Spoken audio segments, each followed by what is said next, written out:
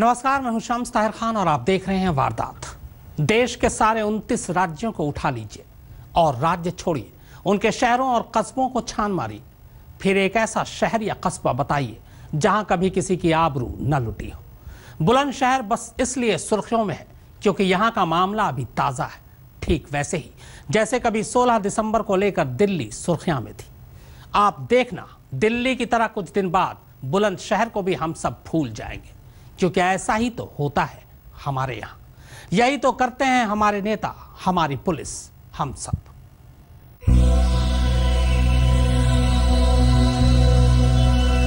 जब राख कुरेदोगे वहां कुछ न मिलेगा, शोलों का जहां जश्न हुआ मौत से बदतर।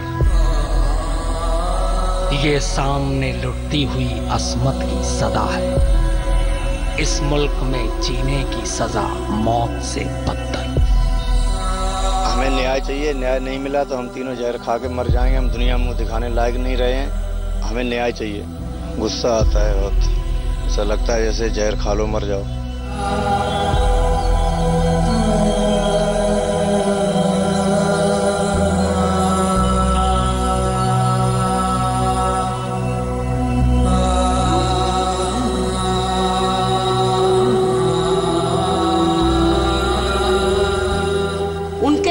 इतनी सख्त से सख्त कार्रवाई होनी चाहिए।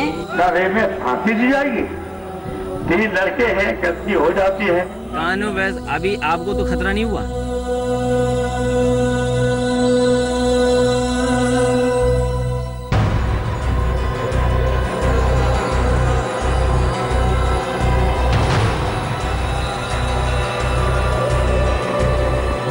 हमें न्याय चाहिए, न्याय नहीं मिला तो हम तीनों जहर खा के मर जाएंगे।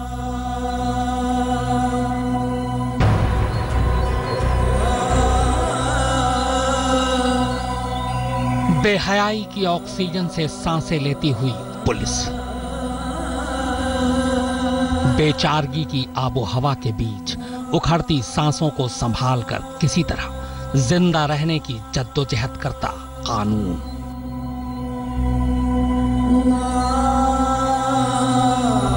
सत्ता के घमंड में सस्ती हरकतें करती सरकार और सत्ता से दूर रहने की छटपटाहट के बीच बलात्कार जैसे मुद्दों को भी व्यापार बनाने वाले विपक्षी नेता। और इन सब के बीच एक आम बेबस हिंदुस्तानी पिता और पति। उनके साथ जो है बहुत घिनौनी हरकत करी है। मैंने उस पर ऑब्जेक्शन उठाया। जब मेरी बेटी ने आवाज़ लगाई पापा पापा, तो मैंने ऑब्जेक्शन उठाया तो उन्होंने आके मुझे बहुत मारा है। बोले पड़ा रहने, गोली मार देंगे। हमें न्याय चाहिए, न्याय नहीं मिला तो हम तीनों जहर खा के मर जाएंगे। किस देश, किस राज्य, किस समाज और कैसी कानून व्यवस्था के साए तले जी रहे हैं हम सब। पूरे हिंदुस्तान को एक सिरे से दूसरे सिरे तक जोड़ने वाली नेशनल हाईवे जैसी जगह पर एक पूरे परिवार को उसकी कार समेत बंधक बनाया जाता है। कार में सवार माँ और उसकी मासूम बेटी के साथ कई घंटे तक गैंगरेप होता है और मुजरिमों को जरा भी डर नहीं, जरा भी डर नहीं लगता, न कानून का, न पुलिस का, न समाज का, न उस वक्त हाईवे से गुजर रहे लोगों का। वाकई अब तो शर्म भी नहीं आती, बस अफसोस होता है। अफसोस होता है कि बलात्कार जैसे शर्मनाक जुर्म को रोकने की बजाय सत्ता पर काबिज लोग बलात्कार की ऊल जलूल वजह तलाशते हैं। में फांसी दी जाएगी, 3 लड़के हैं, कैदी हो जाती है। कानून वैसे अभी आपको तो खतरा नहीं हुआ? हमको कोई खतरा नहीं। बहुत धन्यवाद। और आपको प्रचार करना चाहिए। बताइए, कानपुर में जो कंट्रोल रूम हमने बनाया, किसी प्रदेश सरकार ने बनाया होगा ऐसा जो बन गया है? तो विपक्ष बलात्कार को मुद्दा बनाकर 2-4 दिन के लिए अपनी राजनीतिक दुकानें चमकाती है। इस घटना से ये साफ जाहिर हो गया, स्पष्ट हो गया है कि उत्तर प्रदेश में कानून का राज नहीं बल्कि जंगल राज चल रहा है। बुलंदशहर में जो घटना हुई वो न केवल दुखदायक थी लेकिन शर्मनाक से भरी हुई थी। कि ऐसी घटना हो जाए उस स्टेट में जो अपने आप को बहुत बड़ा समझता है और बहुत बड़ा है भी, तो उसकी पूरी निंदा करते हैं। और फिर सब गायब, सब खामोश, सब कुछ भुलाकर सब अपने अपने सियासी महलों में दुबक जाते हैं, इस इंतजार में कि अगला बलात्कार हो तो वो फिर अपने अपने सियासी महलों से बाहर निकले, फिर चीखें, फिर चिल्लाएं और फिर दुबक जाए। यही तो होता रहा है, यही तो होता आया है अब तक, और यही हो रहा है।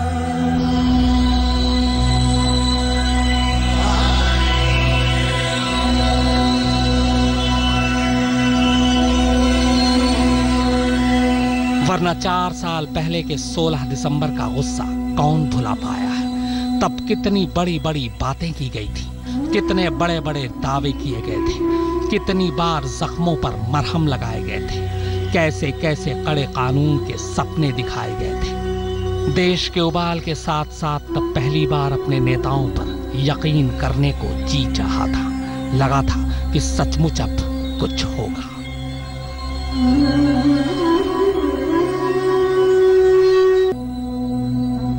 पर क्या हुआ इन बातों, बातों और सपनों का? तब दिल्ली की तपिश ने पूरे देश को तपा दिया था। ये एक ऐसा आंदोलन था जिसकी आवाज को नजरअंदाज नहीं किया जा सकता था, क्योंकि आंदोलन किसी नेता, संगठन या पार्टी का नहीं, बल्कि आम हिंदुस्तानियों का था। ये आम लोग थे जो सड़कों पर उतरे थे, पहली बार अपनी सुरक्षा के लिए। पर ये बताएं कि क्या 16 दिसंबर की उस रात के बाद वैसी मनहूस रात किसी और लड़की पर नहीं उतरी? फिर किसी और की इज्जत लहूलुहान नहीं हुई? क्या देश में फिर कभी बलात्कार नहीं हुआ?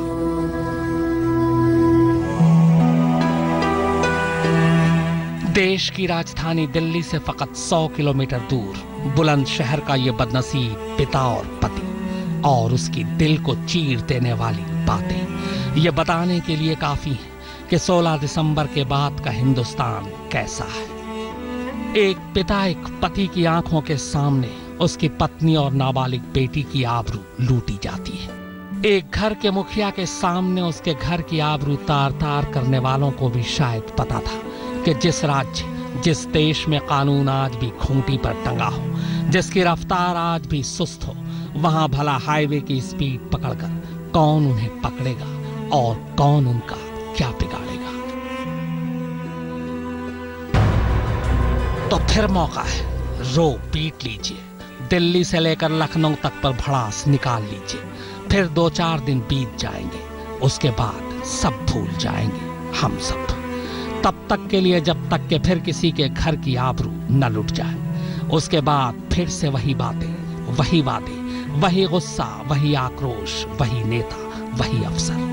बस जगह बदली होगी, शहर, जिला, कस्बा, मोहल्ला नया होगा, बाकी सब वही होगा। वही बेखौफ मुजरिम होंगे, वही बेबस मासूम होगी, और वही लाचार घर वाले होंगे। गलत बोल रहा हूं तो आप ही बता दीजिए।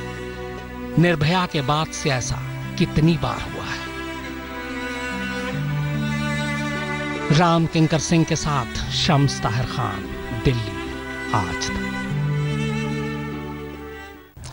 बहुत बहस हो चुकी और बहुत बहसें अभी होंगी। रूह तक को झकझोर देने वाली बुलंदशहर की इस हैवानियत से खुद को बचाने के लिए हम शर्मिंदगी के चादर ओढ़ लेंगे और गम का, दर्द का ये मौसम भी गुजर जाएगा। हमारे नेता और पुलिस भी यही चाहते हैं, पर उस पिता और पति की दिल को छलनी कर देने वाली इस सदा का क्या? उसकी फरियाद, उसके गुस्से, उसकी मांग का क्या? हमारे देश के हर नेता और पुलिस वालों को इस बदनसीब पिता और पति की आवाज़ ज़रूर सुननी चाहिए। मोबाइल उठा के मैंने जो है 100 नंबर पे कॉल किया तो 100 नंबर बिजी जाता रहा 15 से 20 मिनट। उसके बाद 100 नंबर पे 3-4 बार बैल गई है, कोई रिस्पॉन्स नहीं मिला है।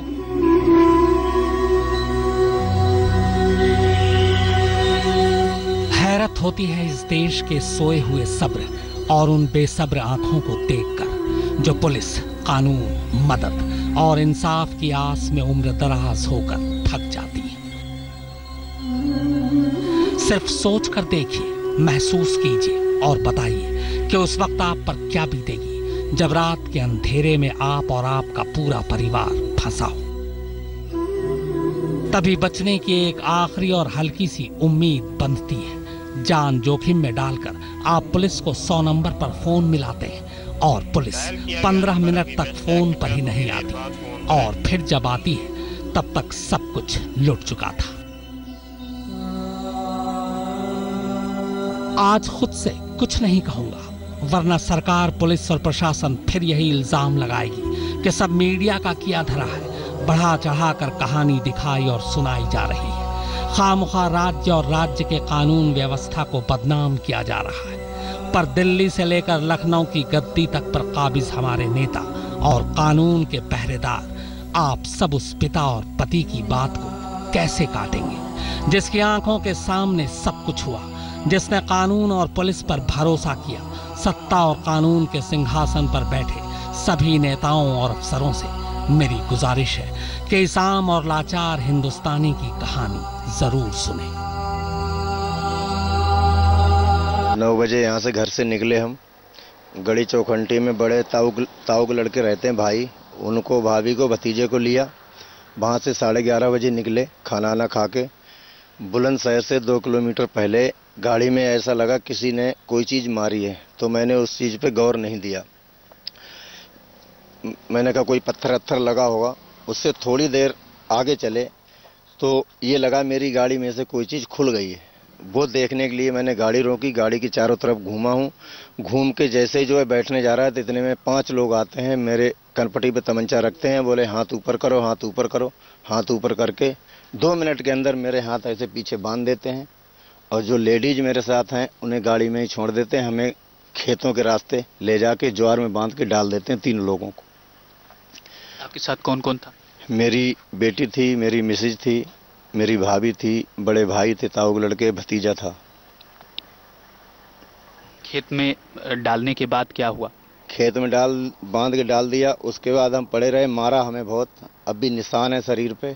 लूट लाट करने के बाद गाड़ी स्टार्ट करते हैं, गाड़ी स्टार्ट करके निकालने की कोशिश करते हैं। थोड़ी देर के बाद जो है हमने कहा भाभी, ने कहा हाँ। फिर हमने बेटी को आवाज़ लगाई, मिसेज को आवाज़ लगाई, तो मैंने सोचा अब कोई नहीं है, अब खोलने की कोशिश की जाए। तो भतीजे ने अपने दांतों से भैया के पैर खोले हैं, फिर हाथ खोले हैं।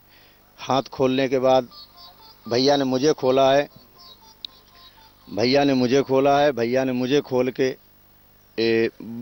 वो मिसेज वगैरह अपने आप से खुल के आई हैं। हमारे ये हाथ नहीं खुल रहे थे, बहुत टाइट बांधे थे, ये हाथ जो है कटने को उसमें हो गया था। फिर आके उन लोगों ने हमें खोला है। खोलने के बाद हम लोगों के मोबाइल उन्होंने गाड़ी में ही छीन लिए थे, लेकिन मोबाइल वगैरह गाड़ी में सारे पड़े हुए थे। वहाँ से आके मैंने मोबाइल उठाया है। मोबाइल उठा के मैंने जो है 100 नंबर पे कॉल किया, तो 100 नंबर बिजी जाता रहा 15 से 20 मिनट। उसके बाद 100 नंबर पे 3-4 बार बैल गई है, कोई रिस्पॉन्स नहीं मिला है। फिर उसके बाद हमारे एक मित्र नोएडा में रहते हैं, और उन्हें मैंने कॉल किया है, उन्हें बताया भाई मेरे साथ ये घटना घट गई है। तो उन्होंने कहा तू चिंता मत कर, मैं अभी बात करता हूँ। उन्होंने कप्तान साहब की बात की है, उनका नंबर मुझे दिया है। कप्तान साहब को मैंने फ़ोन किया, उसके बाद उन्होंने जो है बोले कहाँ पे हो, तो मैंने बताया सिकंदराबाद हमसे 15 किलोमीटर दूर है, बुलंदशहर 2 किलोमीटर दूर है। बोले जगह का नाम बताओ। मैंने कहा सर जगह का नाम मुझे नहीं पता है, मैं वहाँ से खुल के और हाईवे पे खड़ा हुआ हूँ। जो हमने उनसे बात करी कप्तान साहब से, उससे 15 से 20 मिनट में हमारे पास जो है पहले एक जिप्सी पहुँचती है, फिर 2-3 मिनट बाद 3-4 जिप्सियाँ पहुँच जाती हैं। जिस तरह से आप बता रहे हैं कि वहाँ पर आपको मारा पीटा 3 घंटे तक, उस दौरान लूटपाट होती रही, और ये आपसे क्या कुछ चीज़ों की डिमांड भी कर रहे थे? नहीं, चीज़ों की नहीं कह रहे थे, ये कह रहे थे जो भी पैसा है, जेवर है, वो तो सारा ही पहले उतार लिया था। उसके बाद जो है पैसे ऐसे और कहाँ हैं, ये लेडीज़ों को नंगा करके भी तलाशी ली, और उनके साथ जो है बहुत घिनौनी हरकत करी है।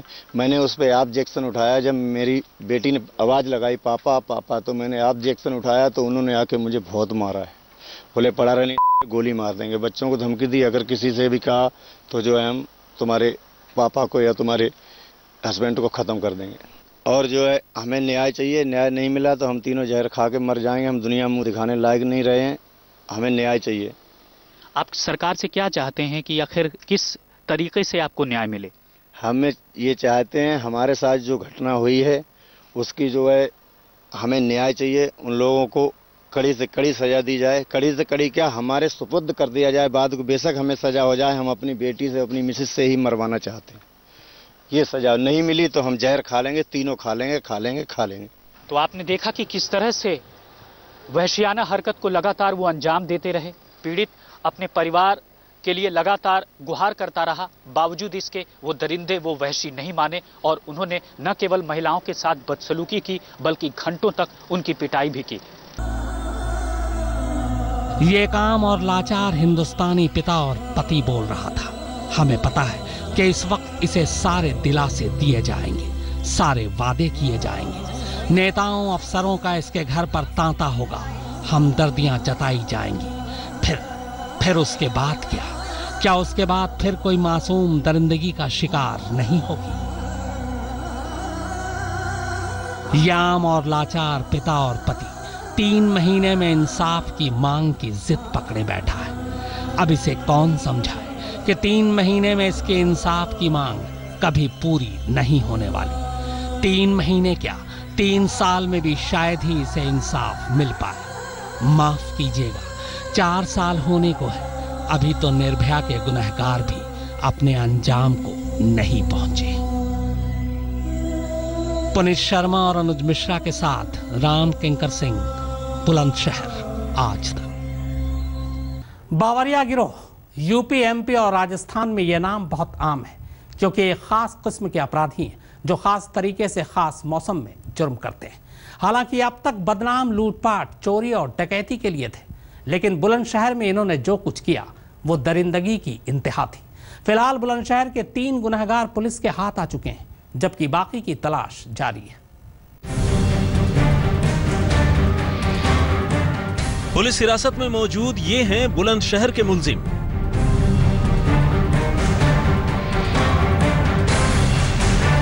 पूरा पुलिस का अमला यहाँ पर मौजूद है, पुलिस की गाड़ियाँ यहाँ पर मौजूद है और यहाँ पर अब कोर्ट में इनको पेश करने के लिए लाया गया है। पुलिस अब मांग करेगी इन आरोपियों के रिमांड की, ताकि जो इनके और साथी हैं उनको पकड़ा जा सके। पुलिस ने रईस, शावेज और जबर सिंह को गिरफ्तार कर लिया है, जबकि कई ऐसे हैं जो अलग अलग जगहों से हिरासत में लिए गए हैं।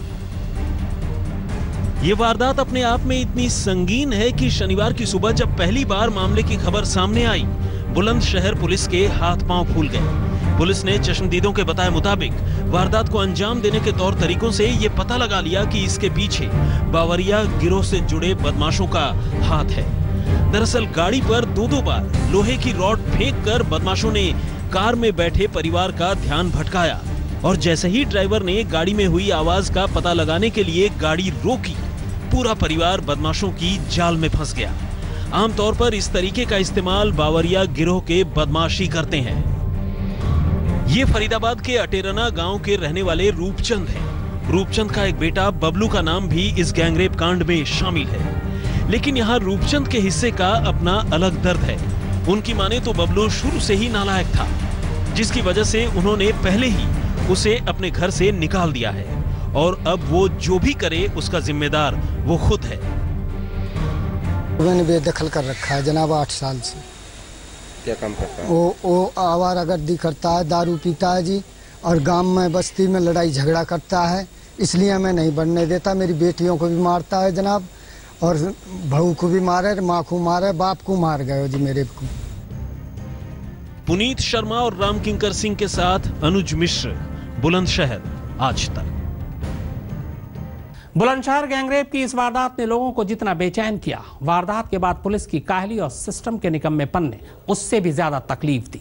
जरा सोचिए, मुसीबत के वक्त जब यह परिवार पुलिस कंट्रोल रूम में फोन कर मदद चाहता था, तब 100 नंबर 15 मिनट तक बिजी मिला। वारदात के बाद उसी 100 नंबर का सच टटोला हमारे सहयोगी अनुज मिश्रा ने। 48 घंटे से ज्यादा का वक्त बीत चुका है। आइए अब हम देखते हैं कि क्या 100 नंबर का रिस्पांस सही हुआ है। हम अपने फोन से 100 नंबर डायल करेंगे, लेकिन देखते हैं कि क्या फोन उठता है। हमने 100 नंबर डायल किया।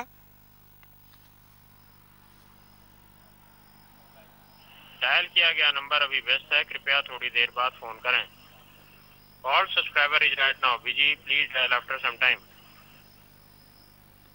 जाहिर सी बात है ये मैसेज आपको सुनने को मिल रहा है कि डायल किया गया नंबर अभी व्यस्त है, थोड़ी देर बाद कॉल करें।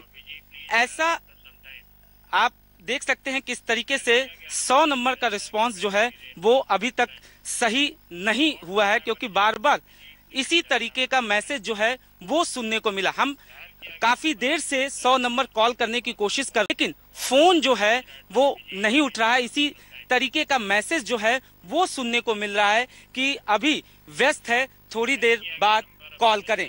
जाहिर सी बात है वारदात के बाद पीड़ित आखिर किससे गुहार लगाए?